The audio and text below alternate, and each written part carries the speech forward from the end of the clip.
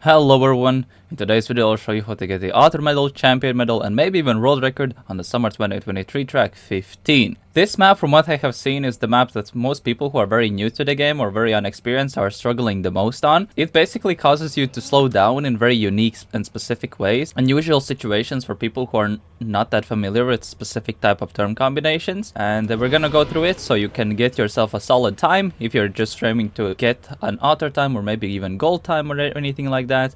Then this will be the guide for you. Also, since this map has been one of the biggest blockades for beginner players due to this new medal system, where you have to have a specific type of an amount of medals in specific tiers of maps, so you can move on and unlock the next maps in the campaign. However, this is just only the case for the seasonal campaigns. So, the map is, I would say, one of the closest maps that kind of follow what kind of stuff is being played on some community tournaments, kinda. It has like the idea of being mixed, but not really.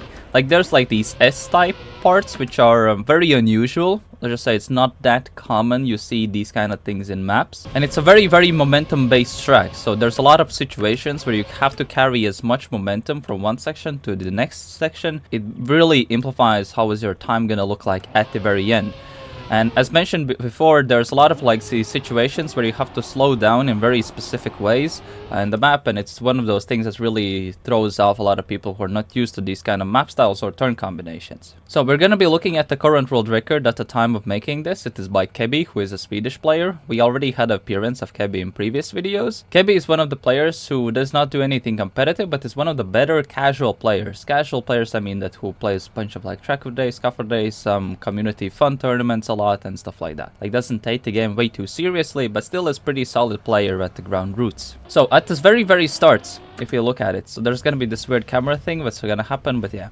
If we go into this top camera, as we see, there's two type of starts at the very start. There is the red booster and yellow booster. If you're aiming for just author medal, gold medal, or the core medals, if you just aim for, I highly suggest for you to take the yellow booster line. It will allow the start to be way more simpler and you'll have an easier time on getting through the very start. So what I would suggest right here is, so if you drive here, you go aim for this left booster, like right here where the arrows are, and from here you start steering right, and you will get this first turn in full speed. With that, you will get let's just say the entry point in the start very easily. Everything rest will follow the current world records, so that's kind of one of the small noteworthy thing to mention before we go on into the rest of the map and go through what does the world record do. Well, if you do follow the world record, we'll see that he does take the red booster. The red booster is faster, but it's very hard because you don't have a lot of room to have a solid momentum out of it. And as you see, he does a lot of releasing early on the booster. So you want to go aim for the left. Reason why you want to go to the left, so you get more space at this turn entry. You do a small release early on to reduce a bit of momentum, but at the same time try to re-accelerate so you keep as much momentum as you can. So Keby actually gets a decent amount of space right here. So he releases early on and does a bunch of tap releases to adjust his line, aims for the side wheels on the side border, gets the full steer right here, and then goes to the left. Then, this is going to be one of the minor technical adjustments. So right here, if you're a bit more to the right, you can go for the auto slide. It is tiny bit slower, but if you're feeling more confident, then you can go for this world record line. But if you are not as confident in going for this and don't really have a full understanding of how car behaves and everything like that, I highly suggest for you to just take the slide. But if you really want to push it and everything like that, then you have to go fully to the left, very similar as on map 05. Try to be straight and start to do the counter steer when the downhill like becomes very steep.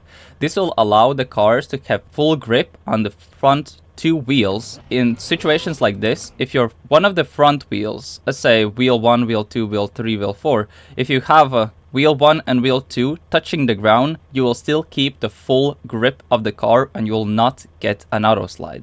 As soon as you do it a bit too early, you'll lose grip from this very first front wheel and you'll get skid marks because two sideways wheels that are like next to each other will lose grip and will cause an auto slides. For full grip, you want to have both wheels touching. Reason why that's the case, because it will immediately allow the skid marks to separate and will cause a bit of a slowdown, and it will not allow the car to accelerate completely as it has with full grip. So that's why having a full grip approach is way more faster in theory. Alright, so right here, he does a very unique thing.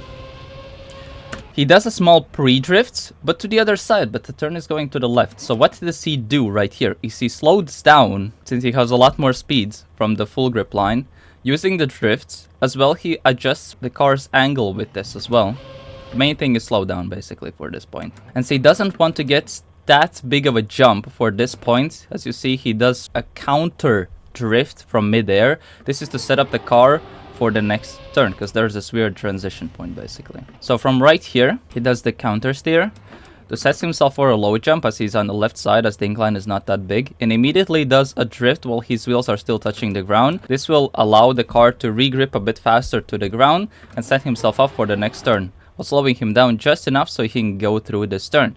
But as you see, he does a small counter steer to the right. Actually, a bit of a mistake on his end, to be honest. If he had gotten this counter steer a bit too early, it would have been really good, but he missed a point, but he still got a lot of momentum. So right here, he's a bit sideways, but ideally you want to be a bit more straight. So reason why he does a counter steer and holds it, it causes the car to stop sideways rotation if you use the sideways buttons, or the steer to the right, steer to the left kind of movement. So that cancels the rotation from that, so you have a bit more straight approach right here. Maybe he does use the setup to set himself up to the left, but it does cause a bit of momentum loss with that. Alright, so right here, he goes fully into the middle just to reduce the travel distance. And this is one of the parts where most people, I just say, completely get thrown off, literally. In this part, you have this very weird zigzag with reactor boost. Reactor boost down, pulls the car down a bit, but at the same time, it re-accelerates the car way faster. So in this situation, you can't do this full speed. You have to do a slowdown. I would personally suggest doing it right here. I see that the world record also does it right here.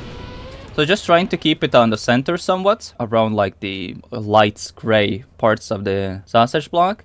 At the same time, does a release just before the uphill right here. This is basically so there's not that big of a jump coming from this turn. And he actually with that managed to keep a lot of momentum from this part right here. So with reactor boost down, there's this weird property that the car doesn't bounce as much, and it allows the car to stick. It's like a pseudo magnet a bit, like a very weak one, but it still gets the idea there. With this kind of setup, it will give you the momentum out of this. So not only you survive this part, so with an early release right here, if you continue accelerating, you'll get a lot of speed for the next section as well. And this speed right here carries over for the next part as well, as there's a very long straight, so you just continue accelerating, keeping momentum from that specific point. Alright, so as soon as his wheels regrip, if you'll pay attention to his inputs, he does a small brake. This is to reinitiate a bit of a zoop in this part, just to have a bit more aerial acceleration increase at this point. So that's why he does the brake tap there. So immediately, as soon as he lands a bit on the right side, he does a counter steer to the left. He sets himself up so the car is already aiming for this point right here, where's the, let's just say, the opening. And as soon as he already is aligned with it, he immediately counter steers to the right to set the car up for the next chicane turn already. This is since he has so much momentum from the previous part, he already creates these setup points well in advance.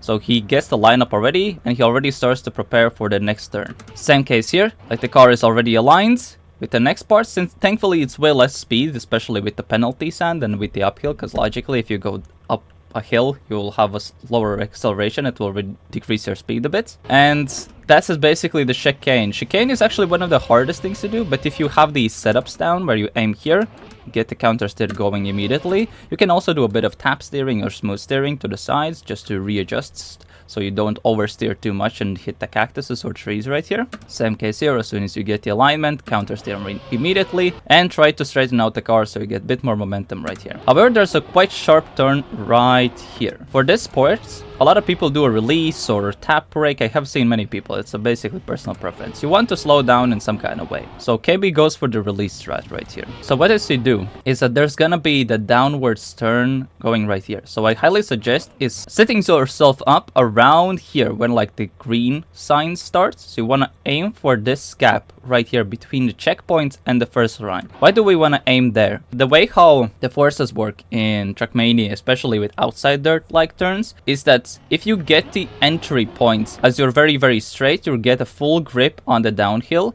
but as soon as you enter a bit too early, you're gonna just get fully tossed into the side. So he slows down a bit with the small release right here, just to not have that much speed. He actually does both. He does both the brake and the release. So as you see, he's just gliding for a split second here. So he lines himself up using with his releases and break taps for this part right here, and immediately countersteers and full sends it right here. So that's the way how you can get into this outside dirt turn. To kind of repeat, if you go a bit early on in the middle, if you're just going to be tossed into the side, so ideally you want to be as straight as you can or as left as you can, so this turn becomes way more simpler for the car to execute through. So that's why he slows down. He gets the latest points where you can enter if you want to be optimal. That's why he does the releases and everything like that. So he gets a full steer down the hill. He actually closes out his skid marks right here. He actually has the specific skid mark gap at this point, so he gets a bit more speed while he goes down the hill.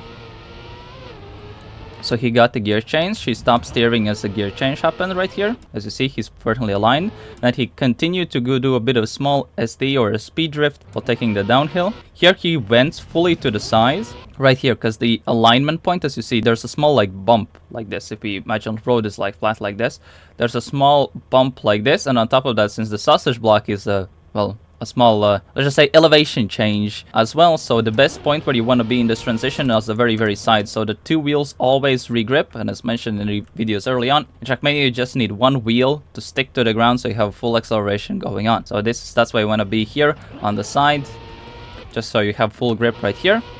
Then he goes a bit to the center, just so he doesn't lose that much airtime. So very center. You can get a bit of a jump. It's kind of impossible to get this turn with decent amount of speed taking it like this. Like, it's impossible. So you want to be a bit more on the inside, so you don't have that big of a jump. Right here, you want to stay center, because if you go on the very side, it will allow the car to land a bit sideways a tiny bit early on. So it lands as soon as possible for this part, and you just press forward into the finish. Yeah, small air brakes, so the car is perfectly flat, so you get earlier landing that's perpendicular to the finish line. He does even a counter steer, so this car doesn't rotate too much sideways a bit. And that's gonna be map 15. To summarize, at the very start, if you wanna aim for the middle times, or maybe in matchmaking you're not that confident with the red booster start, you can take then the yellow booster start with trying to aim for the very left, like the arrows right here, and you can full send it. If you're aiming for the harder one, you go a bit to the left, release, re-accelerate at this point, aim for the very side, so that you have both two front wheels gripping at this point, so you don't get the auto slide and get the full grip. If you have too much speed, free drift on the left side and immediately counter drift to the left, so you have it where you slow down just enough so you have this next turn properly. Do a small counter steer, so to cancel out the sideways rotation with the small air brake as well. Here be more on the left, so you have a bit of a shorter line, at the same time have a full grip transition point in this turn. At this part, do a release or a brake or something, like basically something that slows you down for this specific bump part, and immediately re-accelerate while keeping the car aimed at the checkpoint. Small brake tap as soon as the car's front wheels of the car lift up. Try to press a small brake to potentially get a zoop. Be a bit more on the right side. As soon as you see the gap where the car is aimed exactly at this gap right here, do a counter steer to the right. As soon as car is aligned here, counter steer to the left. Try to set yourself up with either, if you are too fast, you either release or brake. If you have just enough speed, you immediately can set yourself up. Either be a bit more to the right, so you have an easier setup point, or if you're feeling risky, you can go for here, just so the car is fully outside. As soon as you straighten out for the very final downhill and very last straights, try to close out the skid mark so you get a small SD. In case you get a gear switch, you do not steer, so the gear shifts up, so you have the skid marks parallel to the ground, so the car doesn't lose speed. Here aim for the left so the car maintains grip. Here just try to keep a short line, doesn't matter if you lose a bit of airtime. Here try to be on the center so the side wheels land a bit faster, just don't over rotate. And at the very end, try to small air brake when the car is perpendicular with the finish, and counter steer to the right. And that will be the summer 2023 map 15. If you have any other questions, make sure to ask in the comments below. I really hope some of the explanations from this video will help you achieve your goals on this map, and if you're struggling with the medals, hopefully it will help you unlock the next set of tracks, or if you're aiming for a champion medal and maybe even world record, would have helped you out as well. Alright, that's gonna be it for me today. Make sure to type in the comments below on what kind of tracks you want to see analyzed. That will be it for me today. Thank you all for watching, and see you later. Bye bye.